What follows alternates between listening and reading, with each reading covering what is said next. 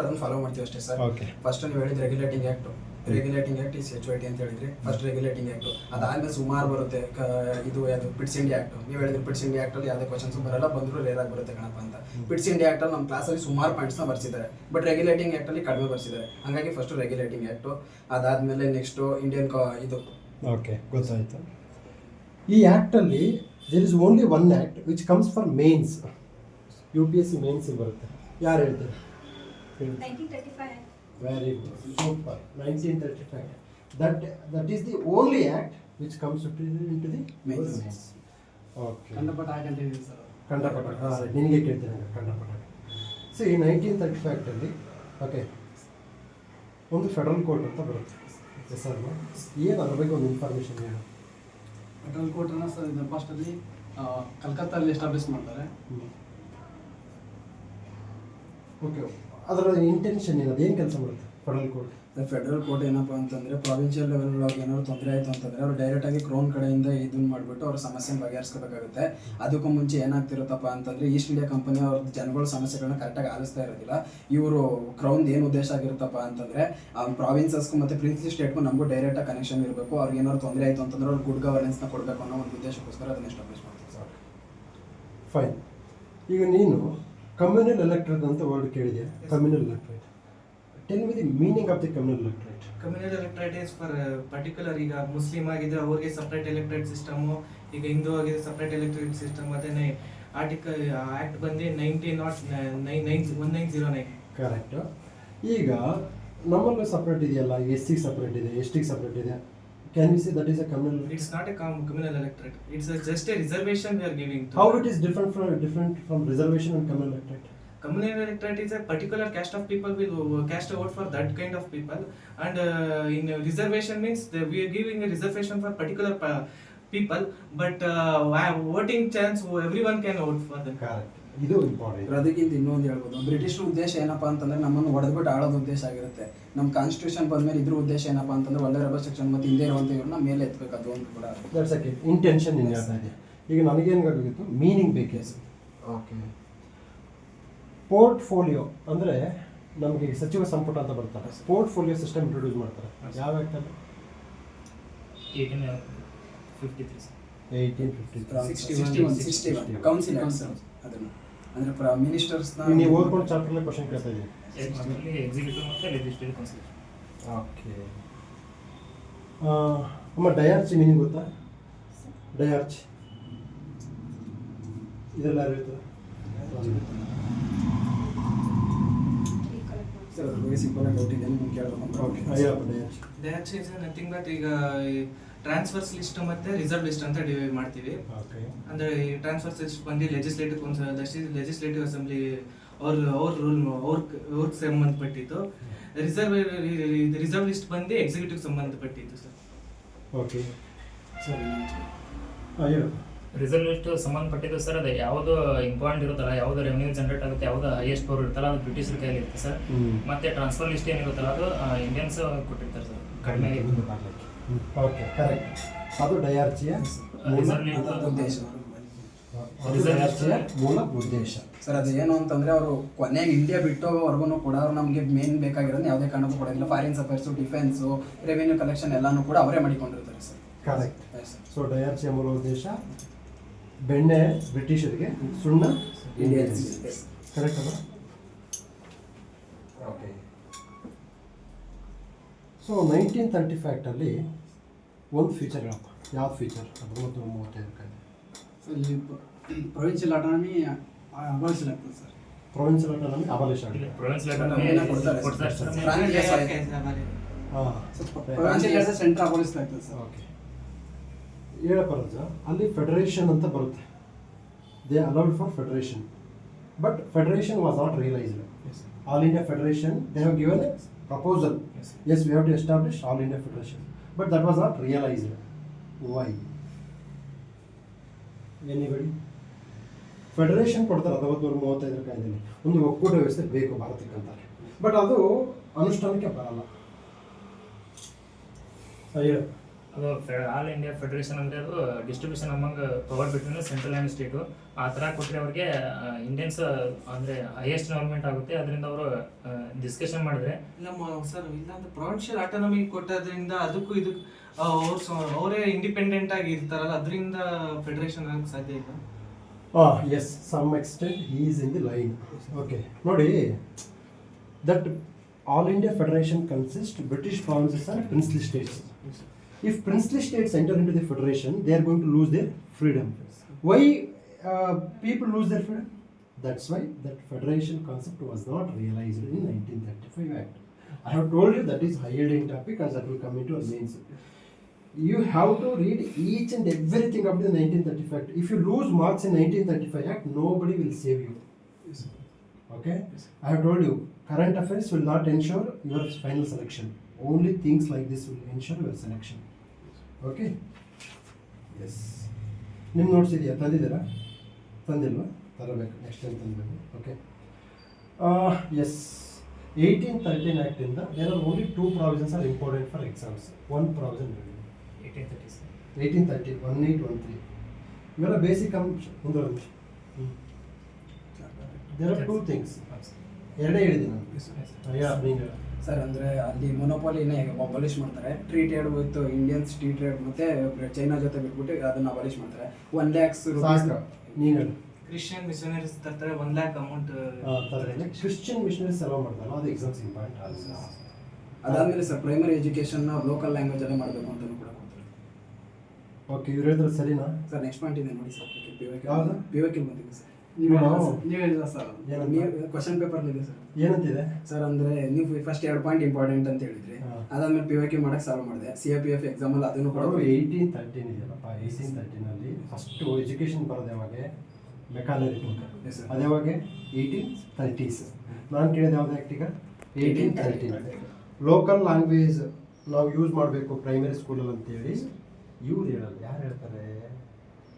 Woods dispatch, Woods ವರದಿಯಿಂದ. ಅದು ನಿಮಗೆ ಬಂದಿಲ್ಲ, ಸದ್ಯ ಹೋಲ್ಡಲ್ಲಿದೆ. ನಾನೀಗ purely I mean acts. UPSC ಅಲ್ಲಿ ಇಲ್ಲಿಂದ ಒಂದು ಕ್ವಶನ್ ಫಿಕ್ಸ್, ಕರೆಕ್ಟಾ? ನೀವು ಇಂಥ ಕ್ವಶನ್ಸ್ ಮಿಸ್ ಮಾಡಿಕೊಂಡ್ರೆ ಎಕ್ಸಾಮ್ಸ್ ಕ್ಲಿಯರ್ ಮಾಡೋಕ್ಕೆ ಸಾಧ್ಯವೇ ಇಲ್ಲ. ಬರ್ಕೊಡ್ತೀನಿ ನಾನು. ನೀವು ಕರೆಂಟ್ ಅಫೇರ್ಸಲ್ಲಿ ಎಕ್ಸಾಮ್ಸ್ ಕ್ಲಿಯರ್ ಮಾಡ್ಕೊಂತ ಯಾರಾದರೂ ಹಿಂದೂ ಪೇಪರ್ ಅಂತ ಹೋದರೆ ನೀವು ಮುಸ್ಲಿಂ ಕ್ರಿಶ್ಚಿಯನ್ ಆಗ್ಬಿಡ್ತೀರ. Okay, no, it's highly impossible man.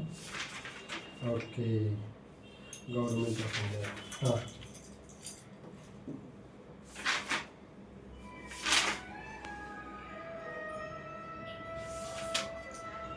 Sir ಇದು ಅಡ್ಮಿನಿಸ್ಟ್ರೇಷನ್ನ ಡಿವೈಡ್ ಮಾಡ್ತಾರೆ ಸರ್. ಲೋವರ್ ಹೌಸ್ ಮತ್ತು ಅಪ್ಪರ್ ಹೌಸ್ ಅಂತೇಳಿ. ಎಲ್ಲಿ ಬರುತ್ತೆ? ಯಾವ ಆ್ಯಕ್ಟಲ್ಲಿ ಬರುತ್ತೆ? ಫಸ್ಟ್ ಇಂಟ್ರೊಡ್ಯೂಸ್ ಮಾಡೋದಿಲ್ಲ ಯಾವಾಗ? ಬೈಕ್ಯಾಮರಿಸಮ್ 1919. ಕರೆಕ್ಟಾ? Yes sir. Correct sir. ಅದಕ್ಕೆ ಅದನ್ನ ಮಾಡಿದ್ಮೇಲೆ ನೆಕ್ಸ್ಟ್ ಇನ್ನೊಂದು ಕ್ವಶನ್ PYQ ಇದೆ. ಏನಪ್ಪ ಅಂದರೆ ಡೆಪ್ಯೂಟಿ ಸ್ಪೀಕರ್ ಮತ್ತು ಇದನ್ನು ಅಂದರೆ ಲೋಕಸಭೆಗೆ ರಾಜ್ಯಸಭೆ ಸ್ಪೀಕರ್ ಮಾಡ್ತಾರೆ. ಕರೆಕ್ಟ್. ಓಕೆ. ಹಾಂ, ಕಾನ್ಸ್ಟಿಟ್ಯೂಷನ್ ಅಸೆಂಬ್ಲಿ ಕೇಳ. Yes sir. Okay, constitution assembly ಇದೆಯಲ್ಲ, election, direct election, indirect election? Partly nominated, party elected. Very good. Partly nominated, partly elected. ಹಾಂ, ಹೇಳಪ್ಪ. ಪಾರ್ಟ್ಲಿ ನಾಮಿನೇಟೆಡ್ ಎಲ್ಲಿಂದ? ನೀನು ಹೇಳು. ಸರ್ ಪ್ರಾವಿನ್ಷಿಯಲ್ ಲೆಗಿಸ್ಲೇಚರ್ ಇಂದ sir.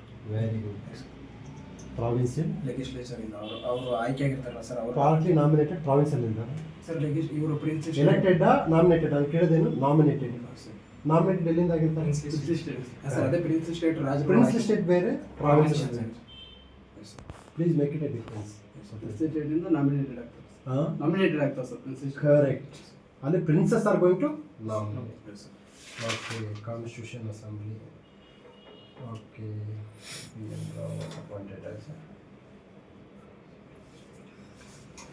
Constitution assembly first meeting 9th December 1946.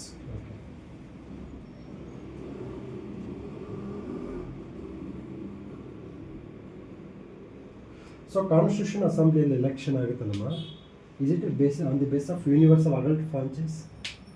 No, sir. It's partly nominated. Elected ಇದಾರಲ್ವಾ? Elected ಎಲ್ಲರೂ vote ಮಾಡ್ತಾ ಇದ್ದೀರಾ? No, sir. No. Okay, limited adult franchise. Limited adult franchise. Okay, ನೀವು ಹೇಳಿ 1919 ಆ್ಯಕ್ಟಿಂದ ನಮಗೆ ಕಮ್ಯುನಲ್ ಎಲೆಕ್ಟ್ರೇಟ್ ಬರುತ್ತೆ. ಆ communal electorate over a period of time increase ಆಗುತ್ತಾ ಡಿಕ್ರೀಸ್ ಆಗುತ್ತೆ? ಕಮ್ಯುನಲ್ ಎಲೆಕ್ಟ್ರೇಟ್ ಬಂದು 1909 1919 ಬೇರೆ ಬೇರೆ ಕ್ರಿಶ್ಚಿಯನ್ಸ್ ಸರ್ ಇನ್ಕ್ರೀಸ್ ಆಗ್ತಾ ಹೋಗ್ತದೆ sir. Anglo Indians, communal Europeans electorate ಅಂದ್ರೆ not only restricted Muslims. Extend ಆಗ್ತದೆ. 1919 ಬೇರೆ ಈಗ ಬೇರೆ ಬೇರೆ ಕ್ಯಾಟಗರೀಸ್ ಕೊಡ್ತಾರೆ. ಸರ್ ಇಲ್ಲ ಸರ್ 1909 ಅಲ್ಲಿ ಫಸ್ಟ್ ಮುಸ್ಲಿಮ್ಸ್ ಇಂಟ್ರೊಡ್ಯೂಸ್ ಮಾಡ್ತಾರೆ. 1919 ಇಂದ ಅದು ಎಕ್ಸ್ಪ್ಯಾಂಡ್ ಮಾಡ್ತಾ ಹೋಗ್ತಾರೆ. ಅಂದ್ರೆ they want to divide India again and again. Okay, Dalits ನೀವು separate, Dalitistan, Muslims Pakistan, Sikh Khalistan. So they want to make a different stance in Hindustan. So that's why this other statement wise barte questions. Over a period of time, communal electoral tendency is increased. Yes or no? Sir ಅವರಿಗೆ ಇಂಡಿಯಾನ hold ಮಾಡಬೇಕು ಅಂದ್ರೆ ಅದೊಂದೇ ದಾರಿ ಇದೆ, ಅದಕ್ಕೆ ಹೊಡಿತಾ ಹೋಗ್ತಾರೆ ಅವ್ರು. Correct.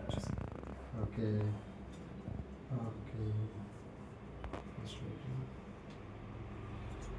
ಈಗ 1935 Act ಇಂದ we have brought some provisions into the Indian Constitution. Yes or no? ಏನಪ್ಪ ಒಂದಿಲ್ಲ ಒಂದು ಜುಡಿಷಿಯರ್ನ ಇದು ಮಾಡ್ಕೊಂತಾರೆ ಸರ್, ಅಡಾಪ್ಟ್ ಮಾಡ್ಕೊಂತಾರೆ. ಫೆಡರಲ್ ಸರ್ ಬರೀ ಜುಡಿಷಿಯರ್ನು ಕೂಡ 1935 ಇಂದಾನೆ. Judicial review USA. ಕರೆಕ್ಟ್. ಅದಾದ್ಮೇಲೆ 2/3 ಆಫ್ ಕಾನ್ಸ್ಟಿಟ್ಯೂಷನ್ ಆ ಥರ ಸುಮಾರು ಬಂದಿದೆ ಸರ್. ಅಲ್ಲಿರೋ 70% ಆಫ್ ಪ್ರಾವಿಷನ್ಸ್ನ ನಾವು ಇಲ್ಲಿಗೆ ಅಡಾಪ್ಟ್ ಮಾಡ್ಕೊಂಡಿದ್ದೀವಿ ಸರ್. ಈಗ ನಾನು if you see Laxmikanth book, there are an number of committees. Very difficult to remember those committees, to be honest.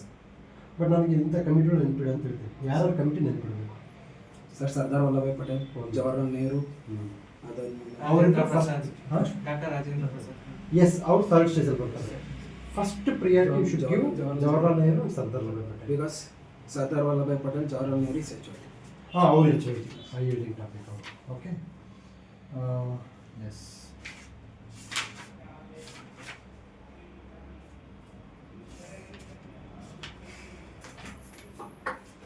Adult franchise. Limited adult franchise. Okay, constitution assembly ರಚನೆ ಆಗುತ್ತಲ್ಲ, on the base of Cripps ಅಥವಾ August offer? August constitution assembly ರಚನೆ ಆಗೋದು ಯಾವುದ್ರ ಮೇಲೆ? Proposals. Cabinet mission plan sir. ನಾನು ಹೇಳ್ತಾ ಇದ್ದೀನಿ ಅದು ಆಪ್ಷನ್ ಅಲ್ಲಿ. ಇನ್ ಆರ್ಡರ್ ಟು ನಿಮಗೆ ಯಾವ ಮಾರ್ಸಕ್ಕೆ ನಾನು ಹೇಳ್ಕೊಟ್ಟೆ ಸರ್. ಅದು ಹಿಂಗೆ ಯಾವ ಮಾರಿಸ್ತಾರೆ? ಡ್ರಾಫ್ಟಿಂಗ್ ಕಮಿಟಿನೂ ಕೂಡ ಅಷ್ಟೇ ಸರ್. Okay. ಎರಡನ್ನೂ ಕೂಡ cabinet mission plan. Okay, cabinet committee. Cabinet committee HOTL. Cabinet committee ಒಂದು ಪ್ರಪೋಸಲ್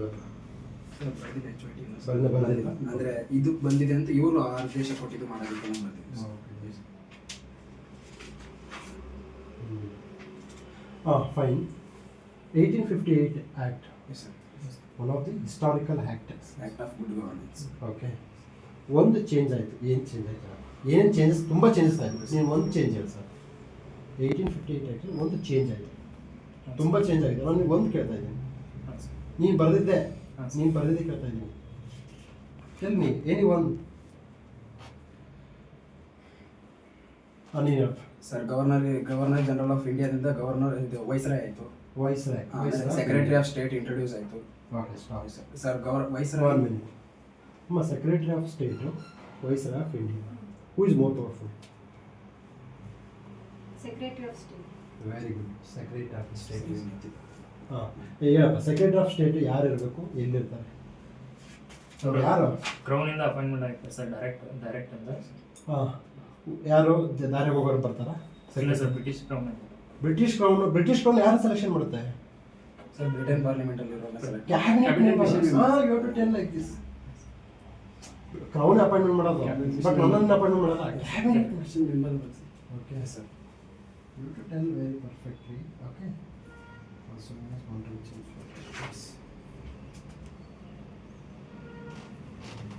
ನಾನೊಂದು ರೂಲ್ಸ್ ಹೇಳಿದೆ ನಿಮಗೆಲ್ಲ. From 1885 onwards 1947 the strength of the India members increase ಆಗುತ್ತೆ, ಡಿಕ್ರೀಸ್ ಆಗುತ್ತೆ? ಇನ್ಕ್ರೀಸ್ ಆಗುತ್ತೆ ಇನ್ ಲೆಜಿಸ್ಲೇಟಿವ್. ಯಾಕೆ ಅಂತಂದರೆ because of the pressure created by the Indian National Congress. ಇದನ್ನು ಬರೀ ಅವಶ್ಯಕತೆ ಇಲ್ಲ, you just apply your common sense. ಈಗ ಲಕ್ಷ್ಮೀಕಾಂತ್ ಬುಕ್ಕಲ್ಲಿ ಏನು ಮಾಡಿದ್ದಾನೆ?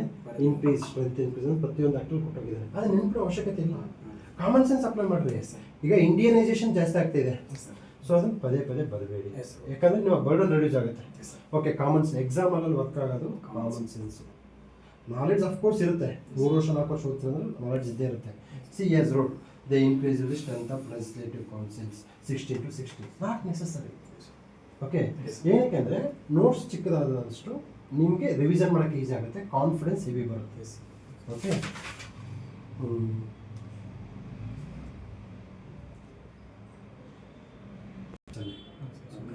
ಸುಗ್ರೀವಾಗಿ ಯಾವ ಆ್ಯಕ್ಟ್ ಬರ್ತೀವಿ ಗೊತ್ತೇನಮ್ಮ? ಹೇಳಿ ಮ್ಯಾಮ್. ಸರ್ 1892. ಅಲ್ಲಿಂದ ಗೊತ್ತಿಲ್ವಾ? 1861. ಅರೆ ಬಾಯಿ, ನಾನು ಕ್ಲಾಸಲ್ಲಿ ಹೇಳ್ತೇನೆ, ಇವೆರಡೇ ಬರುತ್ತೆ. ಹೇಳಿದೆ ಸರ್. ಹಾಂ ಹೇಳಿದೆ ಸರ್. ಹೇಳಿದಿರ, ಬಟ್ ಎಲ್ಲ ರಾಂಗ್ ಹೇಳಿದ್ಮೇಲೆ ಹೇಳ್ತೀರಾ ನೀವು. Portfolio system. Portfolio? Portfolio. ಅಷ್ಟೇ ಬರುತ್ತೆ. Ah, yes, sir. ನೀವು ರಾತ್ರಿ ಮಲ್ಲಿಕೊಂಡು ಕೇಳಿದಾಗ ಇದನ್ನ ಹೇಳ್ಬೇಕು. ಇವೆರಡೇ ಬರೋದು ಕಣ. Yes, sir. Laxmikanth book will never tell all these things. Okay, sir ಹೇಳಿದ್ರೆ ಅದಾದ್ಮೇಲೆ ನೆಕ್ಸ್ಟ್ 1892 ಆಕ್ಟ್ ಅಲ್ಲೂ ಕೂಡ indirect election first time mention ಆಯ್ತು ಅಂತ. Okay, yes. ಈಗ complete Indian east India company complete administrative body ಆಗಿದೆ ಅವಾಗ. ಈಸ್ಟ್ ಇಂಡಿಯಾ ಸರ್ ಕಂಪನಿ 1833 ಇಂದ ಸರ್ 18 ಚಾರ್ಟರ್ ಆಕ್ಟ್ ಆಫ್ 1833. 1833 1813 ನಲ್ಲಿ ರಿಸ್ಟ್ರಿಕ್ಟ್ ಮಾಡಿರ್ತಾರೆ ಮೊನೋಪೊಲಿ ಟ್ರೀಟೆಡ್ ವಿತ್. ರೀಜನ್ ಬಿಟ್ಟು ಅದಾದ್ಮೇಲೆ ನೆಕ್ಸ್ಟ್ ಕಂಪ್ಲೀಟ್ ಆಗಿ ಅಬಲಿಷ್ ಸೊ ನಮ್ಮ ಈಸ್ಟ್ ಇಂಡಿಯಾ ಕಂಪನಿ ನಮ್ಮ ಇಂಡಿಯಾದಿಂದ ಔಟ್ ಆಗಿದ್ದ ಅವಾಗ. Exact complete 1858 because of 1857 revolt of revolt. Okay, fine. Okay, response Indian army. Okay, proclamation.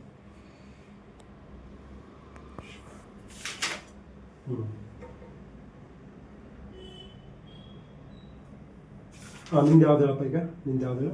Is the brings political freedom to the Indian people. Is it right or wrong? Right. ಹೇಳಪ್ಪ. Social economic freedom. Ah, then- Welfare. Social economic. Socio okay, political freedom ಯಾರು? Freedom rights. For fundamental rights. Okay. If there is a conflict between fundamental rights and DPSP, who is going to win? DPSP or fundamental rights? Sir fundamental. But in constitution ಎರಡು ಕೂಡ ಒಟ್ಟಿಗೆ ನಡಿಬೇಕು ಅಂತ. Charity of the same will. Charity of the same. ಅದು ಏನು ಹೇಳುತ್ತೆ? Correct ಹೇಳಿದ್ರಿ. ಈಗ ಹೇಳಿದೆ, ಮೊದಲು ತಪ್ಪು ಹೇಳಿದ್ರೆ, ಈಗ ಕರೆಕ್ಟ್ ಹೇಳಿದ್ರೆ. ಈಗ ಮತ್ತೆ ಯಾಕೆ ಮೊದಲು ನೀವು ಫಂಡಮೆಂಟಲ್ ರೈಟ್ಸ್ ವಿನ್ ಆಗುತ್ತೆ ಅಂತ ಔಟ್ ರೈಟ್ಲಿ ಯಾಕೆ ಹೇಳಿದ್ರಿ? ಈಗ ಹೇಳಿದ್ರಿ charity of the two wheels ಅಂತ. Correct. Charity of the two wheel ಯಾವ ಜಡ್ಜ್ಮೆಂಟಲ್ಲಿ? ಅದು Minerva Mills case. Minerva Mills. ನೋಡಪ್ಪ, ಅವ್ರಿಗೆ ಹೇಳಕ್ಕೆ ತೊಂದರೆ ಆಗ್ತಿದೆ. ಓಕೆ, ಬಟ್ ವರ್ಡ್ ನೋಡಿದ್ರೆ 100% ಟಿಕ್ ಸರ್ ಆಗುತ್ತೆ. ಅಂದ್ರೆ ಕೆಲವೊಂದು ಈಗ ಕೇಳಿದಾಗ 1 to 1 ಅಲ್ಲಿ ಬಂದಿಲ್ಲ ಅಂತಂದ್ರು ಅವ್ರು ನೋಡೋದು ಓದಿ ಆಗಿರುತ್ತಲ್ಲ, ಕಾಮನ್ ಸೆನ್ಸ್ ಇಂದಾನೆ ಎಲ್ಲ ನಾನು ಏನಕ್ಕೆ ಕೇಳ್ತೀನಿ ಅಂತಂದರೆ, ನೀವು ಇಲ್ಲಿ ಹೇಳಕ್ಕೆ ಪರ್ಫೆಕ್ಟ್ ಆಗಿರೋಂತಂದರೆ 100% ಅಲ್ಲಿ ಎಕ್ಸಾಮ್ಸ್ ಕ್ಲಿಯರ್ ಮಾಡ್ತೀವಿ. ನಾವೇ ಬರ್ಸಿರೋದಲ್ಲ ಸರ್, ನೆನಪಾಗುತ್ತಲ್ಲ. Okay, okay, fine. ಈಗ ಮಿನರಲ್ ಮಿಲ್ಕ್ ಕೇಸ್ ಭಾಳ important. Okay, conservation of the environment, protection of the environment ಕಾನ್ಸ್ಟಿಟ್ಯೂಷನಲ್ಲಿ ಎಲ್ಲೆಲ್ಲಿ ಮೆನ್ಷನ್ ಆಗಿದೆ? ಫಂಡಮೆಂಟಲ್ ಡ್ಯೂಟೀಸ್ ಮೆನ್ಷನ್ ಆಗಿದೆ ಸರ್. ಕರೆಕ್ಟ್ ಅಲ್ಲ ನಾವು ಹೇಳೋದು? ಸರ್ ಮೂರತ್ರ ಅಂದರೆ fundamental rights to DPSP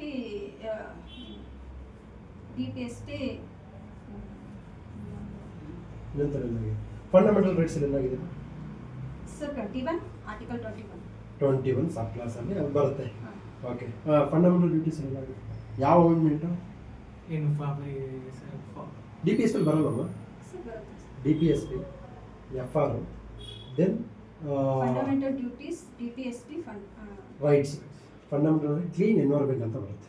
right to clean environment. It is not mentioned in the constitution, but through Supreme Court judgments we have brought this. Okay.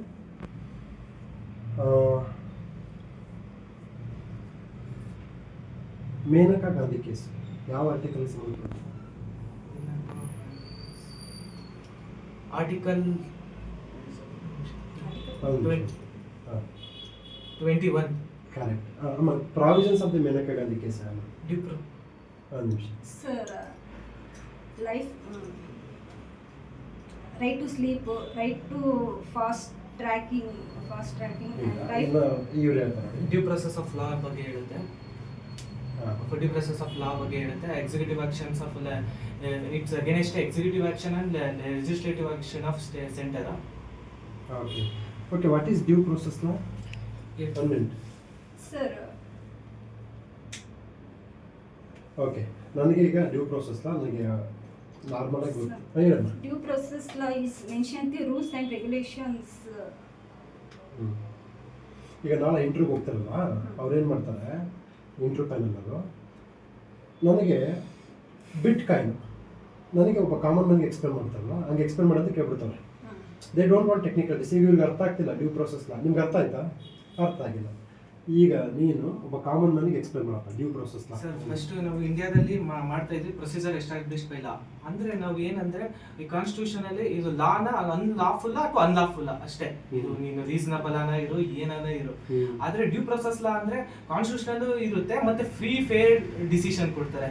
ಅಂದ್ರೆ ಈ circumstantial basis ಮೇಲೆ ಇದು ಕರೆಕ್ಟಾ ಅಥವಾ ಅಳ್ದು ತುಗಿ ಇದು ಜಡ್ಜ್ಮೆಂಟ್ ಕೊಡೋದು. Application of the mind by the judges, natural justice. Due process law ಯಾವ ದೇಶದಿಂದ ತಂದ್ವಿ? ಡ್ಯೂ ಪ್ರೊಸೆಸ್ ಆಫ್ ಲಾ ಬಂದು ಗೊತ್ತಿಲ್ಲ. America. America. Procedure established by law Japan. Japan. ನೋಡಿ ಚೆನ್ನಾಗಿದೆ, ಅದನ್ನ ಯಾಕೆ ತಿಳ್ಕೊಂಡಿಲ್ಲ? ಓಕೆ, ಸರ್ ಒಂದು ಸಲ ಪ್ರೊಸೀಜರ್ ಎಸ್ಟಾಬ್ಲಿಷ್ ಬೈ ಲಾ ಅಂದರೆ ಕಾನೂನು ಹೆಂಗಿರುತ್ತೆ ಹಂಗೇನೆ ಎಸ್ಟಾಬ್ಲಿಷ್. ಹಾಂ ಅಷ್ಟೇ. ಈಗ ನಾಳೆ ಒಂದು ಲಾ ಬರುತ್ತೆ, ಯಾರು ಜೈ ಪಾಕಿಸ್ತಾನ ಅಂದ್ರನ್ನ ನೇಣಿಗೇರಿಸ್ತಾನಂತಾರೆ. ಸಿ ಜೈ ಪಾಕಿಸ್ತಾನ ಅಂದ್ರೆ ಒಂದು ಶಿಕ್ಷೆ ಕೊಡು. ನೀನು ನೇಣಿಗೇರಿಸ್ತಾನಂತಂದ್ರೆ ಅಲ್ಲಿ ಏನಾದರೂ ಕಾನೂನಲ್ಲಿ ಏನಿದೆ ಅದನ್ನ ಮಾತ್ರ ಕಾನೂನು ಏನಿದೆ ಅಷ್ಟೇ. ಬಟ್ ನಾವಾಗ ಹೇಳ್ತೀವಿ ಈಗ ಹೆಲ್ಮೆಟ್ ಹಾಕಿಲ್ಲ ಅನ್ಕೋಪ್ಪ, ಹೆಲ್ಮೆಟ್ ಹಾಕಿಲ್ಲ ಅಂದ್ರೆ ಏನು, ಅವ್ನಿಗೊಂದು 5 ರೂಪಾಯಿ fine. That's a fair. Helmet ಹಾಕಿಲ್ಲ ಅಂದ್ರೆ ಇಡೀ ಕುಟುಂಬನೇ ನಮ್ಮ ಜೈಲಿಗೆ ಹಾಕ್ತಾನಂದ್ರೆ ಅಲ್ಲಿ ನ್ಯಾಯ ಇದೆಯಾ? ಇಲ್ಲ. ಸೊ ಡ್ಯೂ ಪ್ರೋಸೆಸ್ ಅಂದರೆ application of the mind by the judge. Okay, ನೋಡಿ ಫಂಡಮೆಂಟಲ್ ರೈಟ್ಸು, DPSP ಇವೆಲ್ಲ ಎಕ್ಸಾಮ್ಸ್ಗೆ 100% ಬರುತ್ತಮ್ಮ. ಪ್ರಿಯಂಬಲ್ ನೀವು ಇದನ್ನು ಏನಾದರೂ ಮಿಸ್ ಮಾಡಿದರೆ ಎಕ್ಸಾಮ್ಸ್ ಕ್ಲಿಯರ್ ಆಗಲ್ಲ, ಸಾಧ್ಯವೇ ಇಲ್ಲ. ಈಗ ನಾನು 6 ಟೈಮ್ಸ್ ಸೆಂಟ್ರಿಗೆ ಹೋಗಿದ್ದೀನಲ್ಲ, ಏನಕ್ಕೆ ಅಂತಂದರೆ ನನಗೆ ಇವೇ ಬರ್ತದೆ ಅಂತ ಗೊತ್ತಿತ್ತು. ನಾನು ಸಬ್ ಇನ್ಸ್ಪೆಕ್ಟರ್ ಇದ್ದೆ, ರಜೆ ಸಿಗ್ತಿದ್ದಿಲ್ಲ, ಮೇನ್ಸ್ಗೆ ರಜೆ ಆಗ್ತಿದ್ದೆ, ಹೋಗಿ ಬೆರಿತಿದ್ದೆ, ಮತ್ತು ಡ್ಯೂಟಿ ಚೇಂಜ್ ಆಗ್ತಿದ್ದೆ.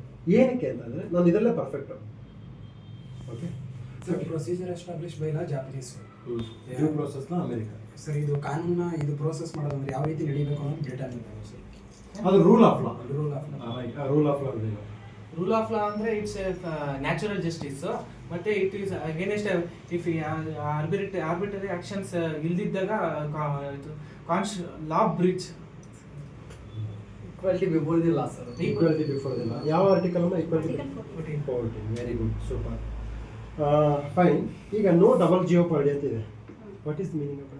ಸರ್ ಅಂದ್ರೆ ಒಬ್ಬರಿಗೆ ಶಿಕ್ಷೆ ಆಗಿದೆ ಅಂದ್ರೆ ಅದನ್ನ ಮತ್ತೆ ಸಲ ಶಿಕ್ಷೆ ಕೊಡೋಂಗಿಲ್ಲ, ಅಂದ್ರೆ 2 ಸಲ ಶಿಕ್ಷೆ ಕೊಡೋಂಗಿಲ್ಲ. ನೋ ಎಕ್ಸ್ ಪೋಸ್ಟ್ ಫ್ಯಾಕ್ಟ್ ಅಲ್ಲ.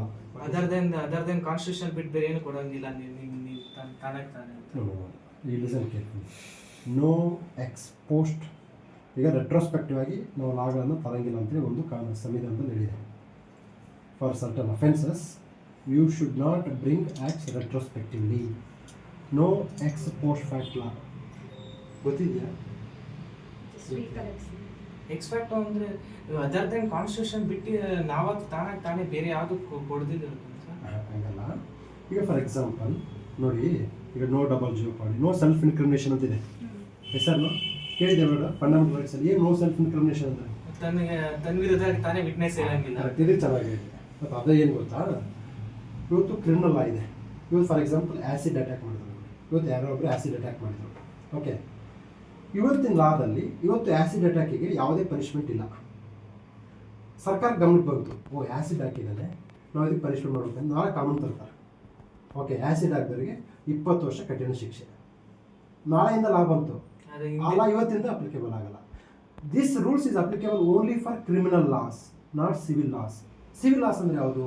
ಲೈಕ್ ಟ್ಯಾಕ್ಸ್ ಇವು ಫಂಡಮೆಂಟಲ್ ರೈಟ್ಸ್ ಬರುತ್ತೆ. ಓಕೆ, ಈಗ ಇಂಪಾರ್ಟೆಂಟ್ ಕೇಳ್ತೀನಿ. ನಮ್ಮ ಆರ್ಟಿಕಲ್ 32 ಅಲ್ಲಿ ರಿಟ್ಸ್ ಬರುತ್ತೆ. ಯಾವ ರಿಟ್ಸ್? ರಿಟ್ಸ್ ಬಂದು ಫಸ್ಟ್ ಹರ್ಬಸ್ Habeas ಕರ್ಪಸ್, ಆಮೇಲೆ ಬಂದು ಮ್ಯಾಂಡಮಸ್, ಮತ್ತೆ prohibition, certiorari, quo warranto, cover. Habeas corpus. ABS corpus ಅದು ಈಸಿ ಇದೆ ಅಮ್ಮ. ಕೋವಾರೆಂಟ್ ಅಂದ್ರೆ ಏನು? ಸರ್ ಅಂದ್ರೆ ಯಾರನ್ನ ಅರೆಸ್ಟ್ ಮಾಡ್ಬೇಕಂದ್ರೆ ವಾರೆಂಟ್ ವಾರೆಂಟ್ ಇಶ್ಯೂ ಮಾಡಿದ್ರೆ ಅಂದ್ರೆ ಶಿ ವಿಲ್ ಫಸ್ಟ್ ಟೈಮ್ ಮಾತಾಡಿ ಹೇಳಮ್ಮ. ಬಂಧಿತನಾದ ವ್ಯಕ್ತಿಯನ್ನು 24 ಗಂಟೆ ಅದು ABS ಕಾರ್ಡ್. ಅದು ABS card quo warranto. And the legal authority without any authority ಇಲ್ಲೇ ನಾವು ಯಾವ್ದಾದ್ರು ಆಫೀಸ್ ನ ಇಲ್ಲೀಗಲ್ ಆಗಿ ಅದೇ ಹಾಂ ಲೀಗಲ್ ಅಥಾರಿಟಿ ಸರ್ಕಾರ ಈಗ CM ಇದಾರಮ್ಮ, ಸಿದ್ದರಾಮಯ್ಯ ಇದ್ದಾರೆ, ಅವರು MLA ಅಲ್ಲ MP ಅಲ್ಲ, ಅವರು